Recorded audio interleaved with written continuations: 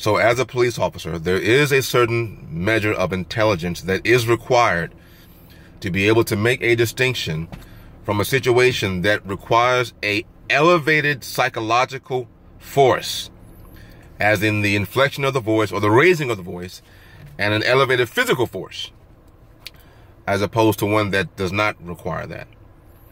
For instance, if there is a 10-year-old inside of a school who refuses to go to the principal's office, and the school police officer is called to address the situation, the police officer is not going to body slam the student in order to get him to go to the principal's office. Okay, there's a measure of force that should be commensurate with the actual problem.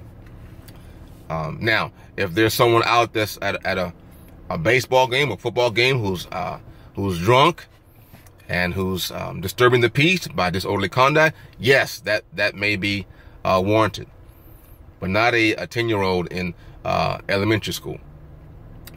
So the reason why I say that, I'm thinking about the 65-year-old woman who was arrested for swerving into the other lane, and that whole debacle. It was clear to me that the gentleman who, the police officer who cursed her out and told her to shut the F up and get out of the car, she's not in control, he was already in that zone. He was already in the red zone. He was already wanting to do something. That's why he was speaking that way. And that's why none of the other officers were speaking to the woman that way. And you could almost tell that he was in that zone by the way that he was kind of stepping back and forth a little bit. And eventually he did do something, and grabbing the woman's arm and yanking her away, and then of course wrenching the woman's arm behind her back. Now, as a 44-year-old, there are times when I'm doing certain exercises in the gym that require me to have my arms back, and my 44-year-old joints don't like that. It's painful. It's uncomfortable, and so I can imagine the pain that this precious 65-year-old woman was experiencing as they were wrenching her arm behind her back. It absolutely can hurt and even damage joints. And of course, once you damage a joint, it's damaged, especially for a person that old.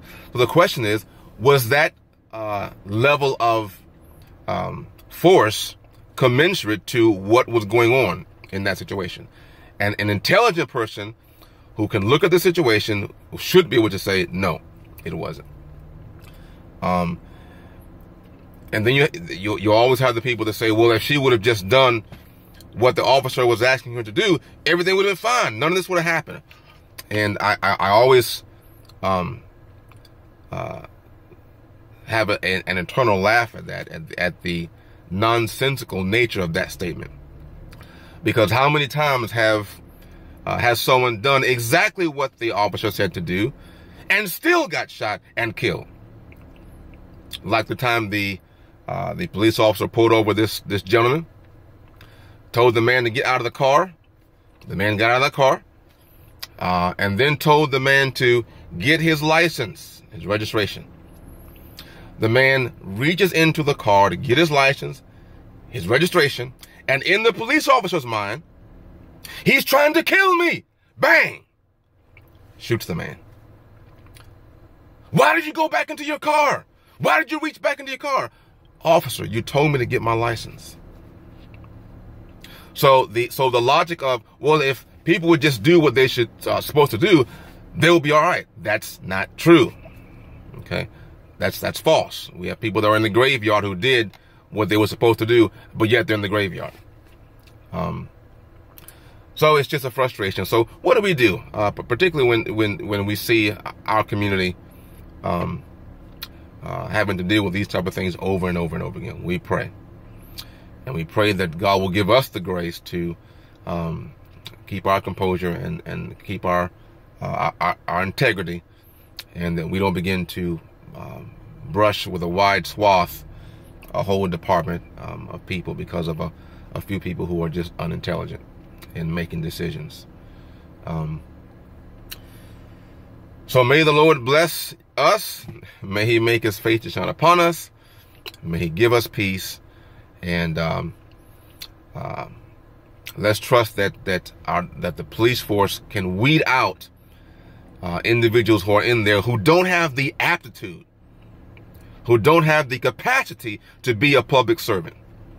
So we don't have to worry about our 65-year-old grandmothers being told to shut the F up and having their arms wrenched behind their back.